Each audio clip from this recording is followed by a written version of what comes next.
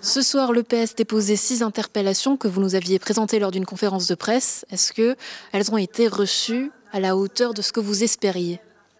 Non, alors franchement, pas du tout à la hauteur qu'on espérait. D'ailleurs, j'ai reçu un téléphone de la présidente cet après-midi à 4h15 en me disant qu'elle avait reçu des demandes pour que 5 d'entre elles soient considérées comme irrecevables et transformées sous forme de questions.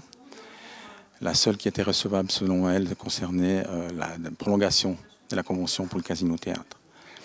J'ai demandé à la présidente de consulter la préfecture, ce qu'elle a fait, je la remercie. Et les préfets, les deux, ont déclaré que, vu les circonstances, on pouvait considérer quand même ces textes comme des interpellations. Alors dans les faits, 3 interpellations ont été repoussées à septembre, 2 ont été répondues et 1 transmise à Angers. Comment est-ce que vous évaluez cette situation ? La même chose, je pense que la municipalité aurait pu être plus courageuse.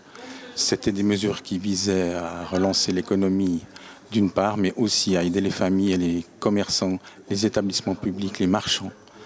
Et franchement, c'était des mesures qu'il fallait prendre tout de suite.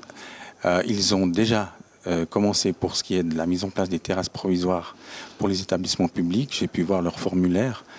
J'ai eu peur tout d'abord, parce que j'ai vu qu'ils faisaient 2 pages et puis qu'ils demandaient l'accord de tous les propriétaires des fonds voisins, environnants. Et j'ai dit, ça ne va jamais le faire. Il semble que la police administrative a mis un peu d'eau dans son vin. Je la remercie. Aujourd'hui, le fait que 3 interpellations sur 6 soient repoussées à septembre, est-ce que vous comprenez, puisque vous aviez cité l'argument de l'urgence ? Justement, c'est incompréhensible. Et en plus, quand je vois que le conseil communal refuse de voter des résolutions, ça veut dire quoi? Ça veut dire qu'ils auraient refusé des résolutions qui visent à aider l'économie et les familles. J'ai pas compris. On passe à l'ordre du jour, on passe au point suivant de l'ordre du jour. Ça veut dire on botte en touche. Et là, le règlement, à mon avis, doit être revu parce qu'il est complètement obsolète sur ce point. Concernant l'interpellation, créer un accueil pour les enfants pendant les vacances d'été, celle-ci a été partiellement répondue puis transmise à Angers. Là, c'est une petite victoire.